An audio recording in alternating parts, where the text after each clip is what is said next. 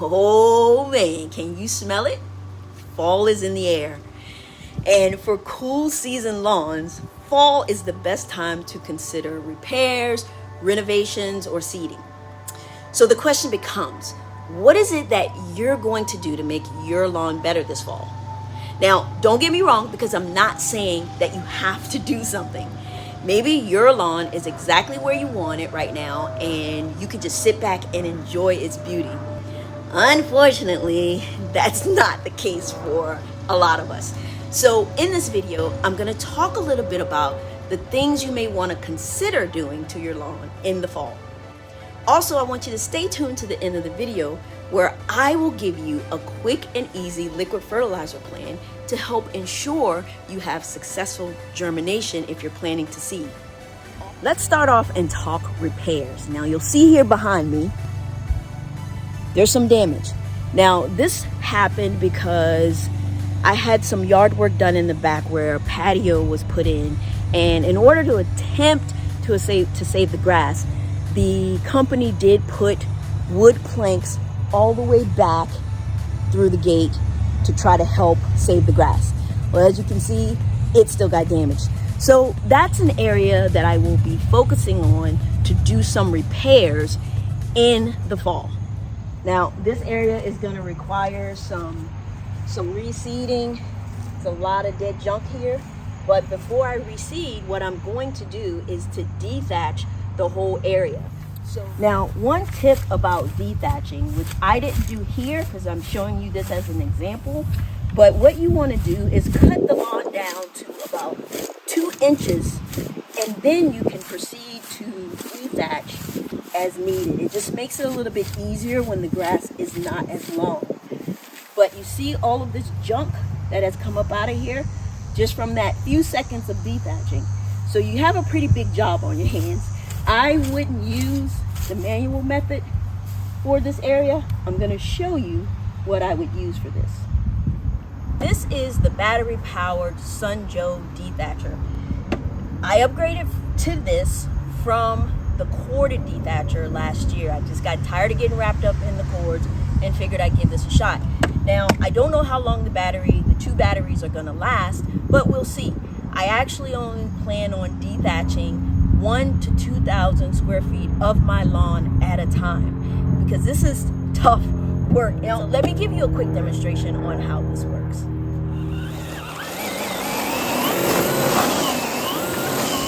Here you will see all of the junk that just came out of that one run. What I would do after I've run through the whole yard is basically just take the lawnmower over this to clean it up. But as you can see, this is all of the stuff that it gets out. Now your lawn's going to look a little bit rough right after dethatching, but give it a couple days and it'll just bounce back. You'll see here how this works with the tines that just pull all that junk out of there. So this is a pretty cool little dethatching machine.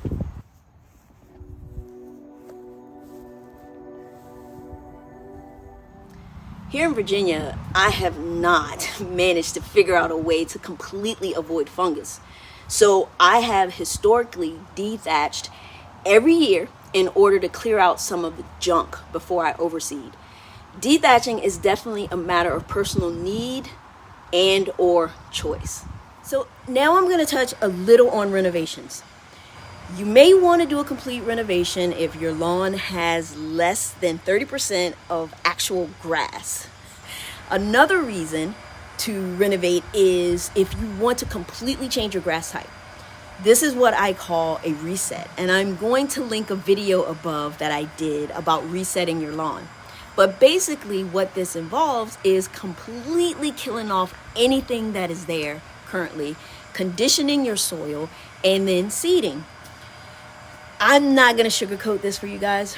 Renovations are no fun and they are really hard in so many ways. So don't make that decision lightly.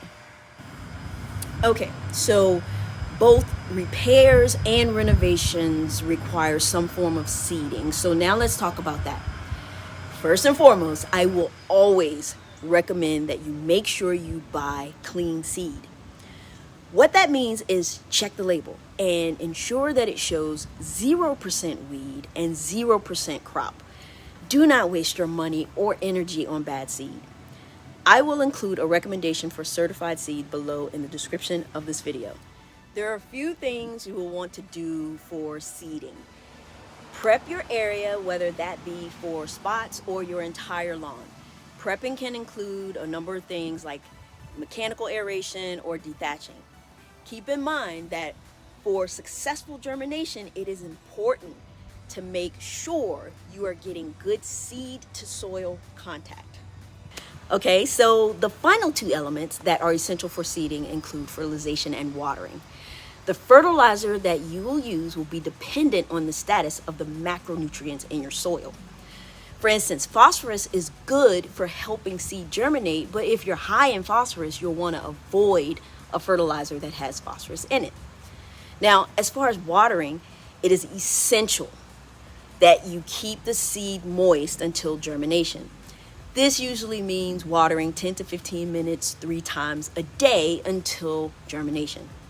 Now, after germination, you'll be able to back off of the watering a little bit. So, my friends, this is just some basic information I've shared with you today to help you get started. Now, let me give you a basic liquid fertilizer plan to help with successful germination. Let me recommend a few Simple Lawn Solutions products to help you out with that. First, you want to go with the 3-18-18, and you're going to want to put this down the day before laying new seed. Next, you're going to want to enhance the nutrient uptake, so hit it with some root 𝐓𝐿 after the seed germinates. After the grass has germinated and has grown a couple of inches, apply one of my favorites, the 600 Lawn Energizer. And finally, 2 weeks after applying the Lawn Energizer, apply 1648. Follow these simple steps and you should have a successful seeding experience. If ever you need more personalized or customized assistance, head out to my website, GirlzLawn.com, and I do have some plans out there that you may be interested in which I will help guide you through the process as needed. Thanks again for watching the videos. I hope they were helpful, and I'll see you in the next one.